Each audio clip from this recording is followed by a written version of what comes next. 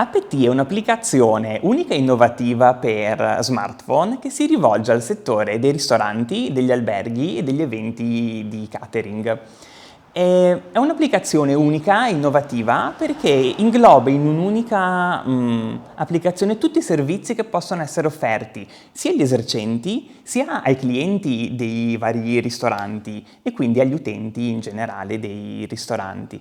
Qual è la sua innovazione, la sua particolarità? È il fatto di integrare in un'unica applicazione la scelta del ristorante, la prenotazione del tavolo, la gestione dei pagamenti, la certificazione fiscale, permettendo a ciascuno di scegliere consapevolmente dove andare a consumare i propri pasti. Noi forniamo anche dei servizi ad elevato contenuto tecnologico e informativo, dove ogni esperto che collabora con noi apporta le proprie conoscenze. Siamo quindi in grado di offrire un servizio completo, sia dal punto di vista contabile, fiscale, del social media marketing, dell'analisi nutrizionale, delle traduzioni e di tutto quello che ha a che fare con il mondo del settore dei ristoranti. Così il ristoratore, rivolgendosi a noi, può trovare un'azienda che è in grado di offrire tutti i servizi in modo unico ed efficiente. Allora va incontro ai ristoratori perché semplifica loro notevolmente la gestione economico-contabile dei servizi che erogano e dei pasti che erogano.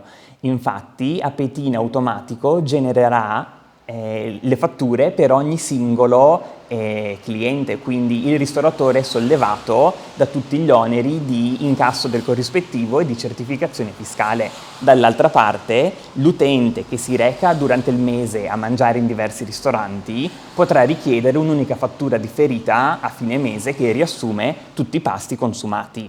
E questo porta anche al cliente un notevole risparmio dal punto di vista tempistico e contabile quando deve contabilizzare i propri pasti per il vitto in azienda. Allora, sicuramente la Regione ci è stata d'aiuto sia in fase di costituzione attraverso la Camera di Commercio per appunto la startup innovativa, sia attraverso finanziamenti agevolati per l'imprenditoria giovanile e per i vari bandi del POR FESR 2014-2020.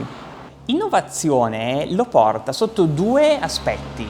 Da un punto di vista pratico siamo innovativi in quanto praticamente non abbiamo una sede operativa, ma tutti i collaboratori collaborano al progetto in remoto, quindi stando a casa, nel proprio ufficio, e quindi manca un punto di una vera e propria sede aziendale. Questo per noi è una innovazione, che è anche un concetto di mobilità futura.